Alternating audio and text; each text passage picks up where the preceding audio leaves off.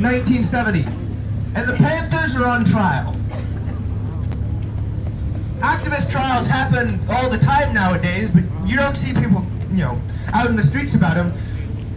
On May Day 1970, 30,000 people came to the New Haven Green. They were fed by Yale students. They were housed by Yale students. They were given open spaces in the city to come and gather. And they shut large parts of New Haven down to say that show trials of activist leaders were not okay. Many of these same people were people who had ridden buses into the South to protest segregation. There were people who marched on Washington. All of these people had decided that it was worth a weekend, or in some cases, many weekends. Some of them hadn't come out before. But in some cases, day after day of their lives, to come out to disrupt things and to say, when the world is unacceptable, we will refuse to accept it. Today, we hear a lot about activists and how they just can't accept the world, and why are they so angry? Why do they come out? Why don't they just go and vote for someone every 4 years, or every 2 years, or every 3 weeks? We hear a lot about how the most we can do to affect change is to go out once every 4 years and choose between Hillary Clinton and Donald Trump. And I don't know about you, but bombing thousands of civilians in Syria and destroying Honduras is not someone I'd like for president.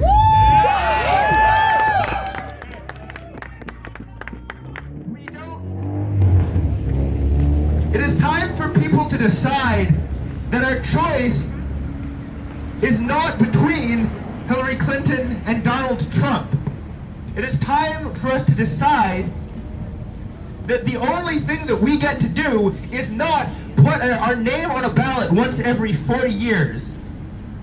I want everyone out here to commit to being out here again sometime in the next week or month.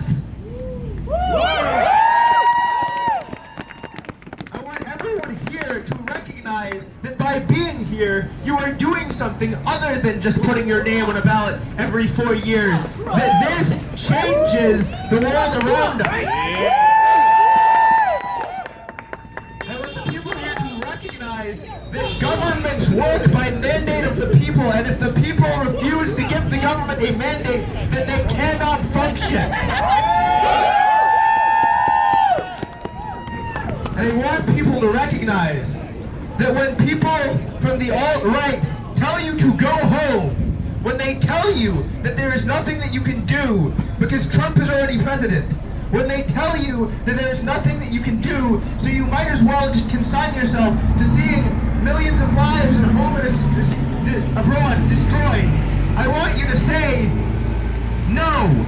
I want you to say, our resistance is justified. I want you not to accept the unacceptable.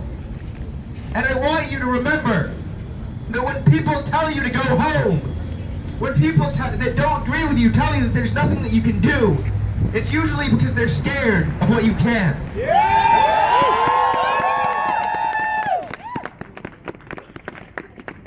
In history, it is always the people who tear down the walls. It is always the people who protest against injustice, the people who put to bed regimes that have decided that people's rights aren't important. The people who are out here are the change that we need to see, not the people who are in there. Because not only are they accountable to us, but when they refuse to be, then we can do something about it.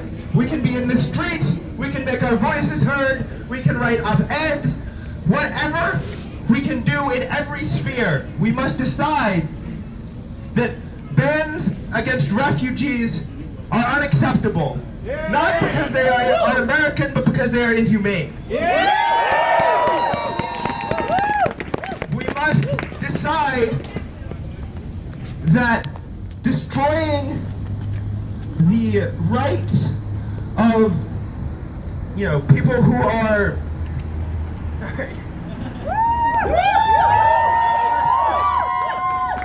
We must resolve that destroying the environment for profit is something that is unacceptable, and we must resolve that when people determine to do it, as they did in Standing Rock, we come out. And we start doing their tracks by standing in them if necessary.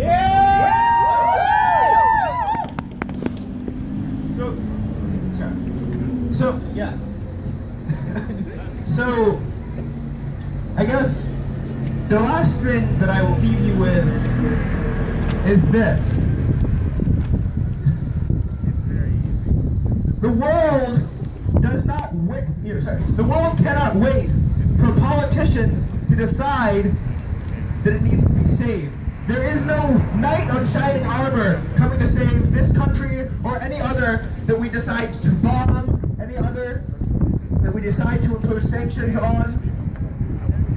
When we see things that are unacceptable in the world, there is a very simple choice. People always ask, what do you think you would have done if you lived in apartheid South Africa, or if you were alive during the civil rights movement, or if you lived in Nazi Germany? Well, now is your time to find out. Are you going to be the person behind the TV screen, or are you going to be out here whenever you can be to not accept the unacceptable?